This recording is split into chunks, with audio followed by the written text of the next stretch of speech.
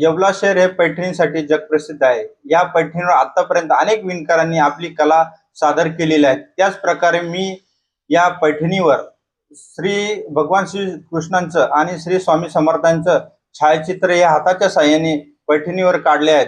या पहिले मी राजा रविवर्मांची प्रतिमा असेल, श्री शंकरांची प्रतिमा असेल व कामधेनूची प्रतिमा असेल, अशा अनेक प्रकारच्या प्रतिमा मी या पैठणी साडीवर हाताच्या साहाय्याने काढलेल्या आहेत. यापुढेही मी अशा अनेक प्रकारच्या प्रतिमा या पैठणी साडीवर काढणार आहे आणि या पैठणीचं नाव कसं जगप्रसिद्ध आहे आणि अजून कसं जगप्रसिद्ध होईल यासाठी मी प्रयत्न करणार आहे. आणि येवले शहरात या पैठणीची